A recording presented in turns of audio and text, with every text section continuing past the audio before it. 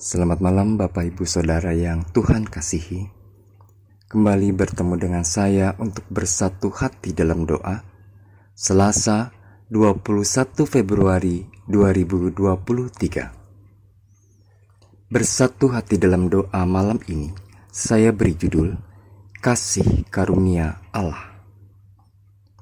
Sebelum kita sama-sama membaca firman Tuhan dan merenungkannya, mari kita berdoa terlebih dulu.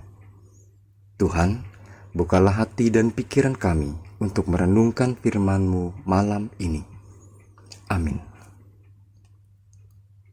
Bacaan Alkitab kita malam ini diambil dari Roma 11 ayat yang pertama sampai ayat yang ke-6.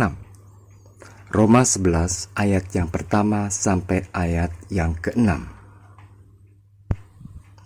Maka aku bertanya, adakah Allah mungkin telah menolak umat-Nya? Sekali-kali tidak, karena aku sendiri pun orang Israel, dari keturunan Abraham, dari suku Benyamin. Allah tidak menolak umat-Nya yang dipilih-Nya. Ataukah kamu tidak tahu apa yang dikatakan kitab suci tentang Elia waktu ia mengadukan Israel kepada Allah? Tuhan, nabi-nabimu telah mereka bunuh, mesbah-mesbahmu telah mereka runtuhkan. Hanya aku seorang dirilah yang masih hidup, dan mereka ingin mencabut nyawaku. Tetapi bagaimanakah firman Allah kepadanya? Aku masih meninggalkan 7.000 orang bagiku yang tidak pernah sujud menyembah Baal. Demikian juga pada waktu ini, ada tinggal suatu sisa menurut pilihan kasih karunia. Tetapi jika hal itu terjadi karena kasih karunia, maka bukan lagi karena perbuatan. Sebab jika tidak demikian, maka kasih karunia itu bukan lagi kasih karunia. Demikian firman Tuhan.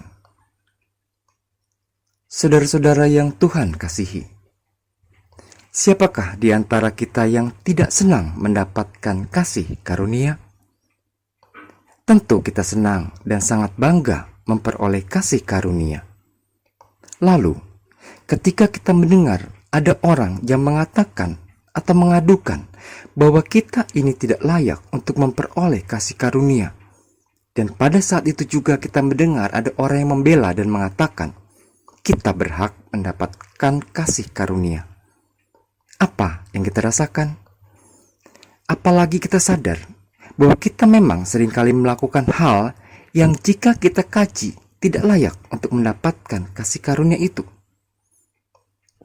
Dalam bacaan kita malam ini, Elia mengadukan hal itu kepada Allah.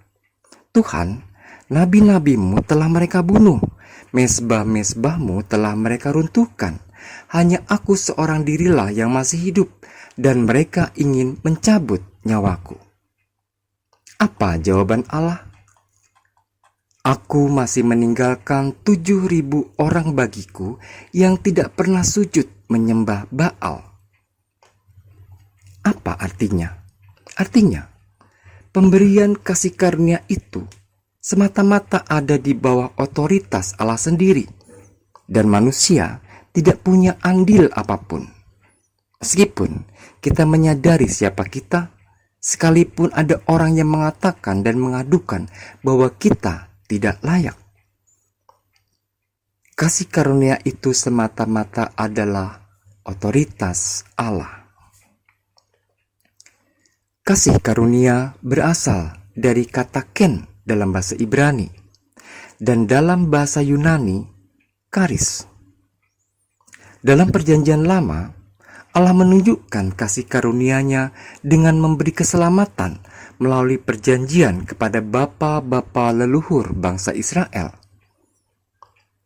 Dalam perjanjian baru, kasih karunia Allah ditunjukkan dengan menyelamatkan manusia melalui pengorbanan Kristus di atas kayu salib. Lalu apa harapan Paulus?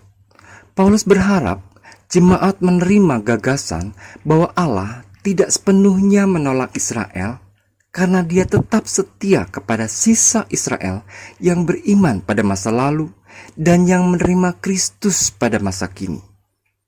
Semuanya kasih karunia Allah, bukan perbuatan manusia. Demikian juga pada waktu ini, ada tinggal suatu sisa menurut pilihan kasih karunia. Tetapi, jika hal itu terjadi karena kasih karunia, maka bukan lagi karena perbuatan. Sebab, jika tidak demikian, maka kasih karunia itu bukan lagi kasih karunia. Bagaimana kita meresponnya? Berbahagialah kita karena mendapatkan kasih karunia Allah. Bukan karena perbuatan kita, tetapi karena Allah mengasihi kita. Tugas kita adalah bersyukur dan menjaga kasih karunia itu dengan sepenuh hati. Amin. Mari kita berdoa. Tuhan, terima kasih atas kasih karunia yang Engkau berikan kepada kami. Kami menyadari walau sebenarnya kami tidak layak menerima kasih karunia-Mu, namun Engkau tetap memberi kami anugerah yang Engkau berikan bagi kami secara cuma-cuma. Mampukan kami untuk menjaga kasih karunia yang Engkau berikan melalui pengorbanan-Mu, bukan atas usaha kami, melainkan karena kasih. Dalam kasih-Mu yang akan terus menyertai tidur kami sepanjang malam ini. Amin.